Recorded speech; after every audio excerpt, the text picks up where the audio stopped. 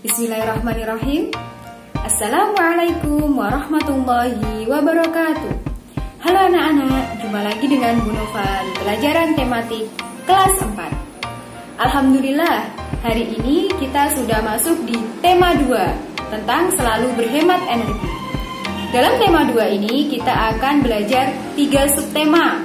Subtema yang pertama tentang sumber energi, subtema yang kedua tentang manfaat energi, dan subtema yang ketiga tentang energi alternatif. Dalam masing-masing subtema ada 6 pembelajaran. Nah, untuk hari ini kita akan belajar tema 2, subtema 1, pembelajaran 1 dan 2.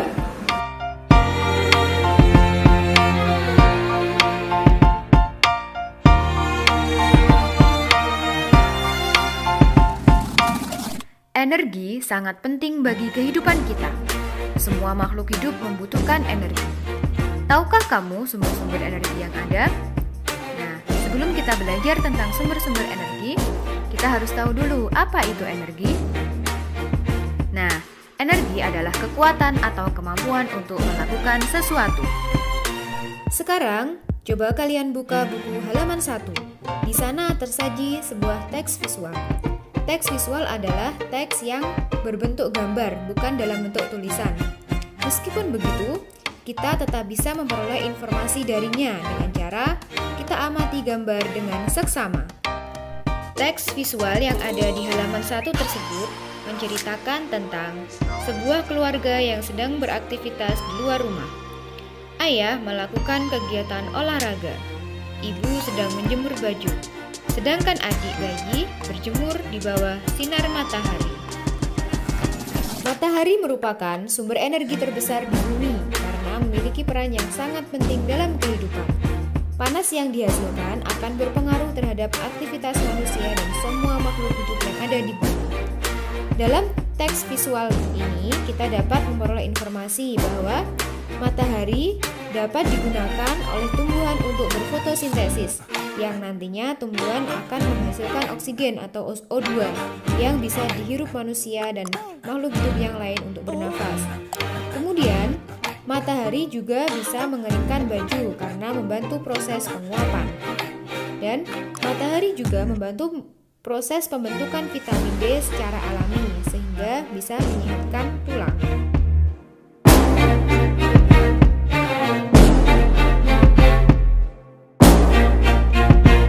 Selanjutnya, ayo kita bantu Benny untuk melakukan percobaan. Benny ingin membuktikan bahwa panas matahari sebagai sumber energi yang penting untuk kelangsungan makhluk hidup. Langkah percobaannya adalah, yang pertama, kita basahi 2 helai sapu tangan, 2 lembar tisu, dan 2 lembar kertas. Kemudian, kita jemur sehelai sapu tangan, selembar tisu, dan selembar kertas di tempat yang panas. Dan sisanya kita letakkan di tempat yang teduh. Selanjutnya, kita akan mengamati dan menuliskan perubahan yang terjadi pada benda-benda tersebut dalam waktu yang ada pada tabel di halaman 3. Hasil yang kita dapatkan dalam percobaan ini sudah tersaji dalam tabel. Ternyata dalam waktu 60 menit atau 1 jam, benda-benda yang kita letakkan di tempat yang panas sudah kering. Sedangkan benda-benda yang kita letakkan di tempat yang teduh belum mengering. Hal ini membuktikan bahwa panas matahari dapat membantu penguapan, sehingga benda yang awalnya basah menjadi kering.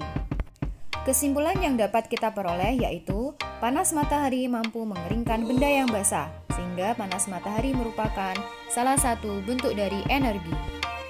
Berikutnya, ayo kita baca kisah Ali si biji energi. Aku Ali si biji energi. Aku menanam biji-biji energi di sebuah ladang yang luas di peternakanku.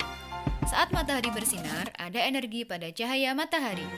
Cahaya matahari membantu biji-bijiku tumbuh menjadi tanaman-tanaman yang tinggi.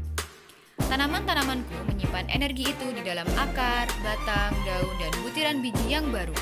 Dengan segera, aku akan tumbuh tinggi dengan daun-daun yang lebar dan biji-biji yang baru. Kamu bisa memasak dan memakan aku supaya kamu memiliki energi. Energi itu akan membantumu tumbuh, bergerak, dan berpikir.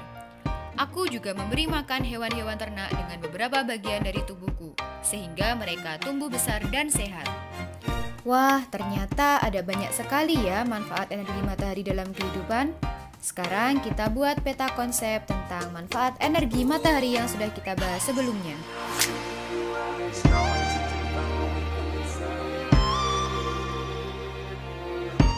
Energi panas matahari adalah salah satu sumber daya alam yang melimpah.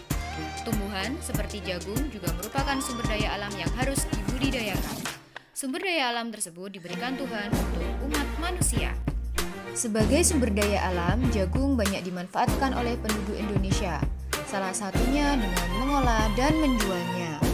Nah, apabila permintaan terhadap jagung ini tinggi, akan menyebabkan harga jagung juga akan semakin naik dan lama-kelamaan stok jagung juga akan cepat habis. Nah, agar permintaan terhadap jagung tetap terpenuhi, kita bisa melakukan dengan cara memperluas lahan pertanian untuk budidaya jagung. Sumber daya alam adalah segala sesuatu yang tersedia di alam yang dapat memenuhi kebutuhan manusia. Sumber daya alam dibagi menjadi dua, yaitu sumber daya alam yang dapat diperbarui dan sumber daya alam yang tidak dapat diperbarui. Pembelajaran 2. Selain matahari, apalagi ya sumber energi di bumi? Ayo kita cari tahu. Nah, sebelumnya kalian sudah mempelajari manfaat energi panas matahari. Salah satu manfaatnya adalah untuk membantu pertumbuhan tanaman. Sekarang, mari kita amati teks lagu tentang menanam jagung. Pada teks lagu menanam jagung ini terdapat judul yaitu yang berwarna merah, menanam jagung. Kemudian ada pencipta yaitu Ibu Sud dan tanda birama 4/4. Tanda birama ini menunjukkan ketukan. Tahukah kamu tinggi rendah nada? Nah, di sini Bu Nova menyajikan urutan dari tinggi rendah nada. Nada yaitu do, re, mi, fa, sol, la, si. Ketika dituliskan dengan angka menjadi 1, 2, 3, 4, 5, 6, 7. Nah, masing-masing angka ini ada tandanya. Ada yang tanda angka yang ditandai dengan satu titik bawah itu menunjukkan nada rendah. Kemudian yang tidak ada tanda titiknya itu menunjukkan nada sedang, dan ada angka yang di atasnya ada satu titik atas itu menunjukkan nada tinggi. Semakin ke kanan nada akan semakin tinggi.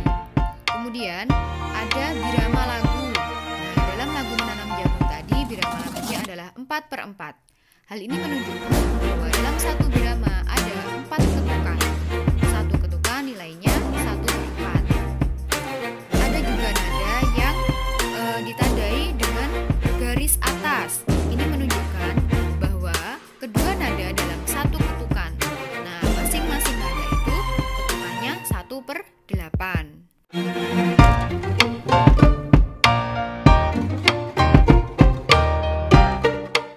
Sumber energi lainnya yaitu air. Air merupakan salah satu sumber energi. Tubuh kita membutuhkan air untuk beraktivitas. Tidak hanya manusia, tumbuhan, hewan juga membutuhkan air. Selain diminum, air juga kita gunakan untuk memasak, mencuci, mandi, dan lain sebagainya. Air juga dapat dimanfaatkan sebagai sumber energi listrik. Salah satunya dengan menggunakan kincir air. Berikut ini adalah gambar yang menunjukkan tentang hak dan kewajiban kita terhadap energi air. Yang pertama, kewajiban kita terhadap energi air yaitu kita harus menjaga ketersediaannya dengan cara tidak boros. Kemudian kita bisa membersihkan selokan sehingga tidak mencemari lingkungan, dan apabila sudah selesai kita bisa mematikan keran dari bak mandi.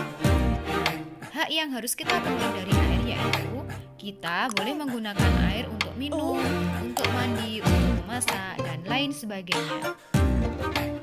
Jadi, kewajiban adalah segala sesuatu yang harus kita lakukan, sedangkan hak adalah sesuatu yang harus kita peroleh atau kita dapatkan.